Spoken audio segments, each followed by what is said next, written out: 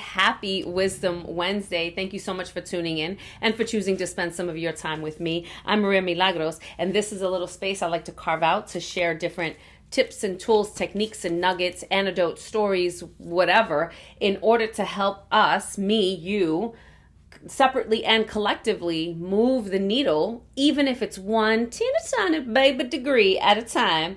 Progress is progress, right? So my goal is to help us move the needle 1 degree at a time towards whatever is healthier and happier for us, for you, for me in this moment, depending on where we are in our lives.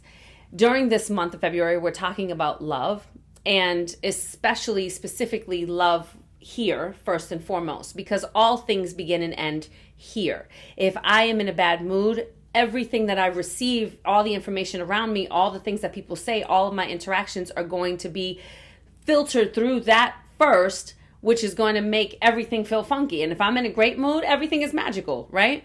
So all things begin and end right here. And it's really important for us to remember that the more that we acknowledge our magic and how capable and aware, deserving and worthy we are, the more that we're aware of that, the less likely we are to put up with crap, right? We have a lower tolerance for BS and or abuse.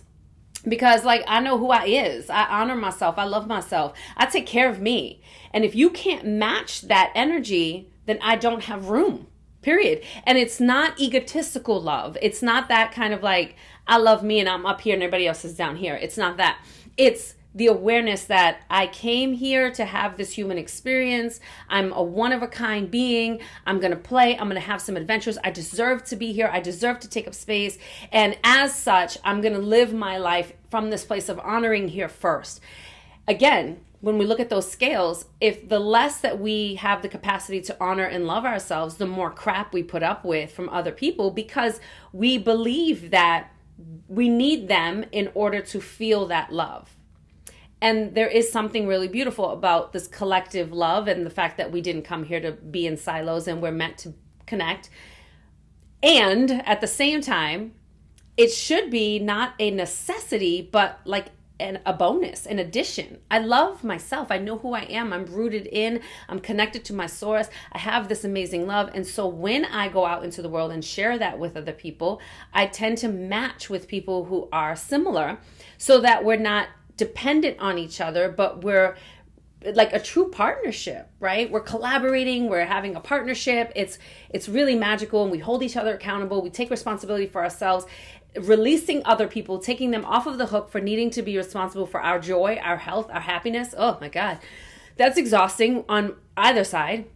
So it's really important that we understand that. And so today I want to talk about this one practice that I did, and it has 2 parts.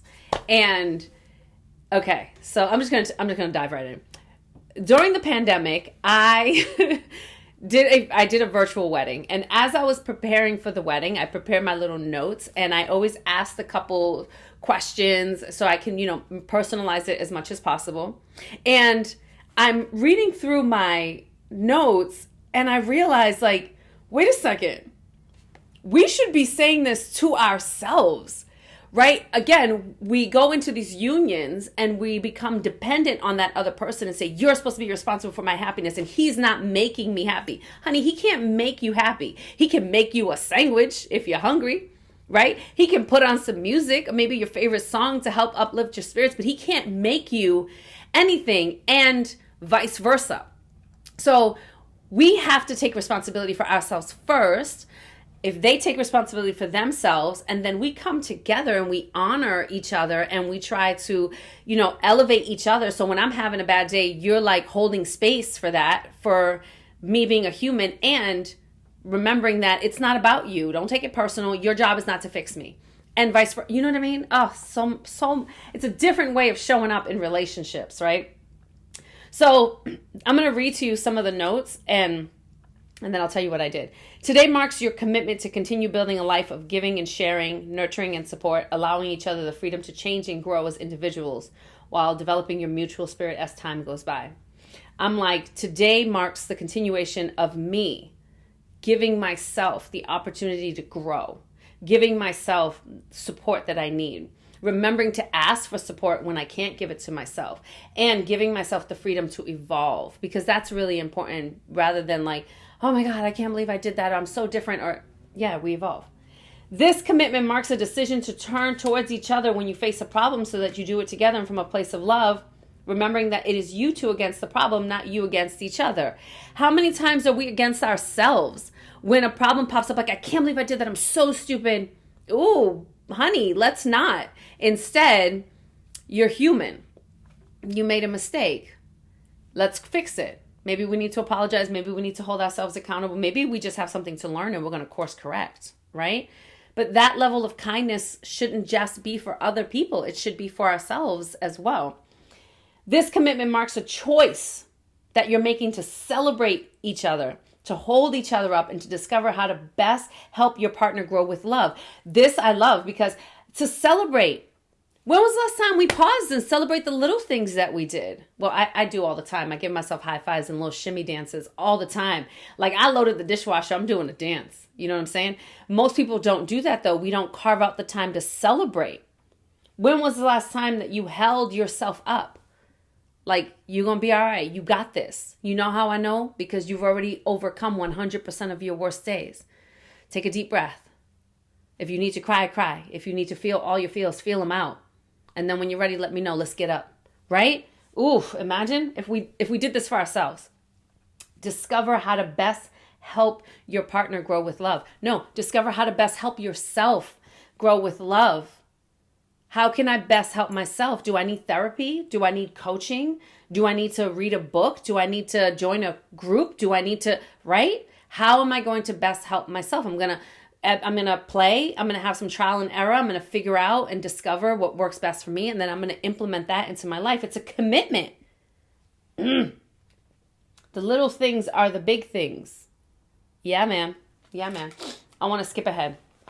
All right. And then here are the vows. You're about to make your promise to one another. You'll find that if you live by these vows over the years, investing your time, love, and commitment, the happy times of your life will be twice as joyous. Come on, right? Do you take yourself to be your lawfully wedded spouse? Well, maybe not lawfully wedded spouse, but do you take yourself to be your whole self? Do you honor yourself as the person that you are and as the person that you will be? Where is it? Right here. Okay. Will you love her and comfort her through good times and bad times?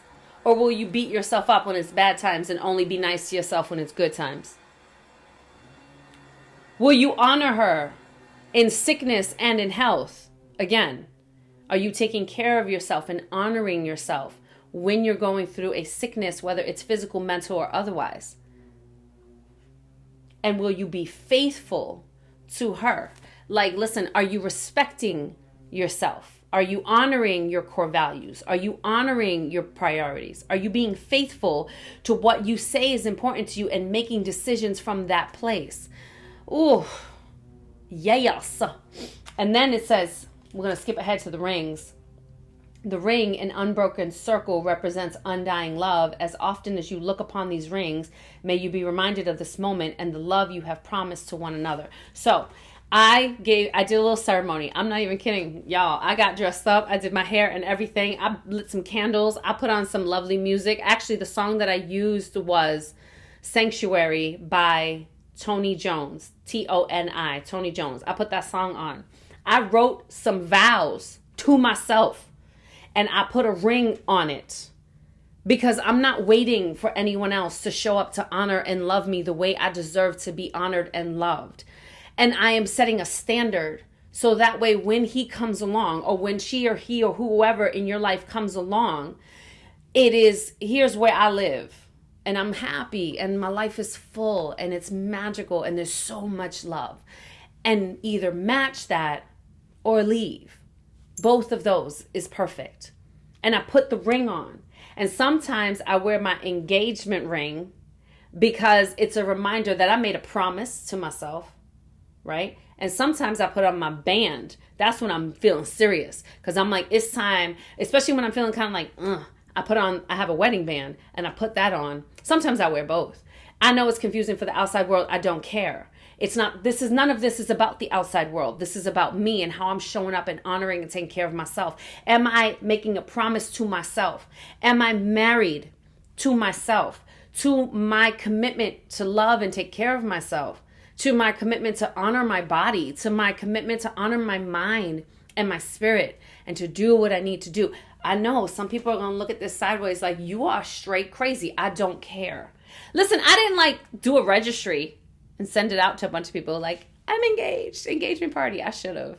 That might have been fun. But the point is, we wait for other people to say those words, and then we expect other people to fulfill those promises, which they can help, but they cannot do it for us all the time. They can't.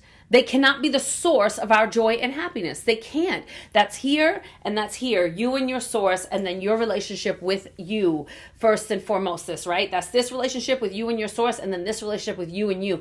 And I believe that if we committed to ourselves in the same way that we commit to another person, and we did that individually and then came together and united from that place, oh my God, can you imagine?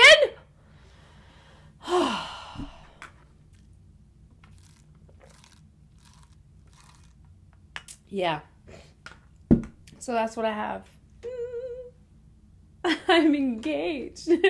I'm married to myself because I love me some Maria, and I think she's great. So that's what I have for you. Tell me what you think. Do you think it's crazy? Do you think I'm crazy? That's okay. You can tell me. I can take it. Crazy is not a word that has been deleted from words describing Maria. So I'm okay with it. What do you think about this practice, this ritual? Is there parts or maybe pieces of it? Let me know what you think. Let me know what you think in the comments. If you know someone who can benefit from it, please share it. If you haven't already, please subscribe to my channel and give it a thumbs up, or not. If you think it's crazy, give it a thumbs down. That's okay too. Honor your truth, right? All right, that's all I have for you. I will see you next week, and I'm sending you all the love and light for 2023. Peace.